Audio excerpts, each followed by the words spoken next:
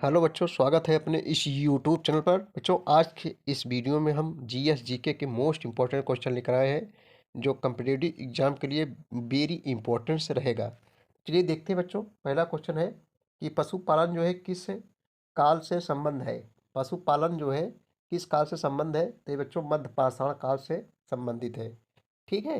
अगला क्वेश्चन है कि मनुष्य द्वारा जो है प्रयोग की गई प्रथम धातु कौन थी। तो बच्चों जो है तांबा थी। मनुष्य द्वारा प्रयोग की गई प्रथम धातु जो है तांबा थी। अगला क्वेश्चन है कि चावल के प्राचीनतम साक्ष्य जो है कहाँ से प्राप्त हुए थे। चावल के प्राचीनतम साक्ष्य कहाँ से प्राप्त हुए थे, तो बच्चों कोल्डिवा से जो है प्राप्त हुए थे। ठीक है। अगला क्वेश्चन है सिंधु घाटी के लोग किस वस्तु का सर्वाधिक आयात करते थे। आयात माने बच्चों जैसे कोई वस्तु दूसरे देश से मंगवाते हैं हम लोग, उसे आयात कहते हैं। और एक वस्तु को दूसरे वस्तु में भेजना जो है उसे निर्यात कहते हैं। ठीक है। तो सिंधु घाटी के लोग किस वस्तु का सर्वाधिक आयात करते थे, तो धातु एवं बहुमूल्य रत्न का जो है आयात करते थे, है कि नहीं। चलिए भैया अगला क्वेश्चन हम लोग देखेंगे। अगला क्वेश्चन बच्चों क्या है कि भारत में ऋग्वैदिक आर्यों का निवास कहाँ था। तो ये जो है सप्त सिंधु क्षेत्र में था। वर्ण व्यवस्था का सबसे पहला उल्लेख कहाँ से मिलता है, तो वर्ण व्यवस्था का सबसे पहला उल्लेख ऋग्वेद के 10वें मंडल में मिलता है। ऋग्वेद क्या है, ये सबसे प्राचीन वेदों में सबसे प्राचीन वेद जो है ऋग्वेद है और 10वें मंडल में मिलता है। दस दसराग युद्ध का विजेता सुदास किस जन से संबंध था, ये जो है भरत से संबंध था इसका। ठीक है। अगला क्वेश्चन है चारों वर्णों का सबसे पहला उल्लेख कहाँ मिलता है। चारों वर्णों का सबसे पहला उल्लेख बच्चों कहाँ मिलता है, तो पुरुष सूक्त में मिलता है। चार वर्ण कौन, ब्राह्मण क्षत्रिय वैश्य शूद्र, ये सब क्या है चार वर्ण है। तो चारों वर्णों का सबसे पहला उल्लेख कहाँ मिलता है, तो पुरुष सूक्त में मिलता है। चलिए दोस्तों अगला क्वेश्चन देखेंगे।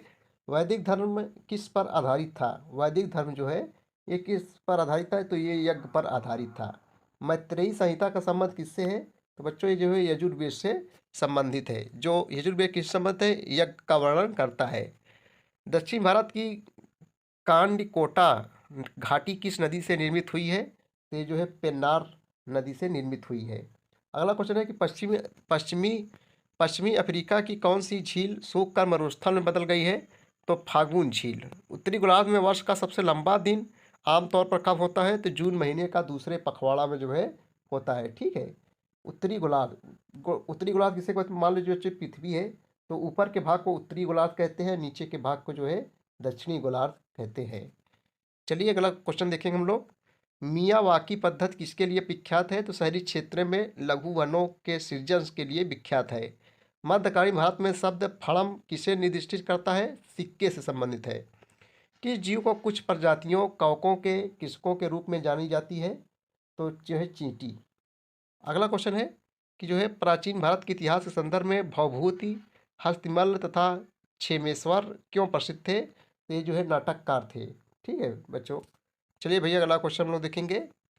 अंग्रेजी में अनुदूती प्राचीन भारतीय धार्मिक गीत काव्य सानस फार्म फिजन किससे संबंध है, तो मोहनदास करमचंद चंद गांधी से संबंधित, जो जो महात्मा गांधी के पिता थे। अगला क्वेश्चन है कौन सा देश क्षेत्रफल की दृष्टि से भारत का सबसे छोटा पड़ोसी देश है। कौन सा देश जो है क्षेत्रफल की दृष्टि से भारत का सबसे छोटा पड़ोसी देश है, तो ये जो है बच्चों मालदीव है जिसकी राजधानी जो है माले है। बंट बंट शुगर नामक उपन्यास के लेखक कौन है, तो ये जो है अवनी दोषी हैं। अगला क्वेश्चन है कि भारत का पहला 5G सक्षम ड्रोन किस टेक स्टार्टअप द्वारा विकसित किया गया है, तो ये जो है IG ड्रोन्स। अगला क्वेश्चन है कि ब्रिटिश सेना और डच सेना के बीच वेदरा का युद्ध कब लड़ा गया था। ब्रिटिश सेना और डच सेना के बीच जो है वेदरा का युद्ध कब लड़ा गया था, तो बच्चों ये 1759 ईस्वी में लड़ा गया था। न्योरा घाटी राष्ट्रीय उद्यान, न्योरा घाटी जो है राष्ट्रीय उद्यान किस राज्य में स्थित है। न्योरा मोस्ट इंपॉर्टेंट क्वेश्चन है बच्चों, बार बार परीक्षाओं में जो है पूछे जाते हैं कि न्योरा घाटी राष्ट्रीय उद्यान किस राज्य में है, ये जो है पश्चिम बंगाल में स्थित है। विश्व हिंदी दिवस किस दिन को मनाया जाता है, तो विश्व हिंदी दिवस जो है 10 जनवरी को मनाया जाता है। हिंदू कैलेंडर के अंतिम महीने में कौन सा हिंदू त्यौहार मनाया जाता है, तो होली बच्चों। हिंदू कैलेंडर के अंतिम महीने में कौन सा हिंदू त्यौहार मनाया जाता है, तो होली है।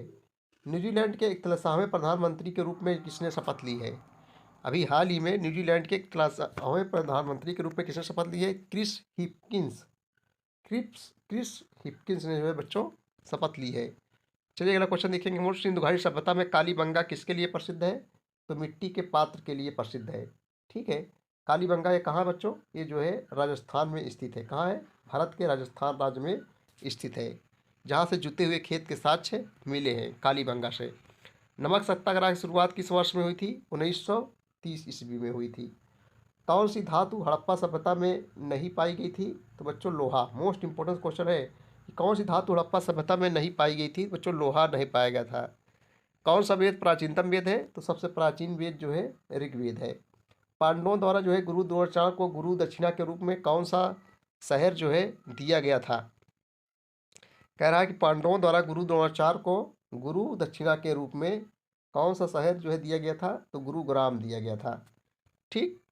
अगला क्वेश्चन है, भक्ति आंदोलन किस शताब्दी में शुरू हुआ? तो बच्चों ये जो है 7वीं शताब्दी में शुरू हुआ था। शताब्दी किसे कहते हैं? 100 वर्षों को जो है शताब्दी कहा जाता है। महावीर महावीर का जन्म कहाँ हुआ था? तो वैशाली के कुंडग्राम में हुआ था। वैशाली कहाँ बच्चों? बिहार में है। तो महावीर का जो जन्म हुआ था ये वैशाली के कुंडग्राम में हुआ था 599 ईसा पूर्व में। एशिया का प्रकाश किसे कहा जाता है? तो गौतम बुद्ध को कहा जाता है, जो बौद्ध धर्म के क्या थे बच्चों? संस्थापक थे गौतम बुद्ध जी। भारत में स्तूप की सबसे बड़ी सघनता कहाँ है? तो मध्य प्रदेश में है।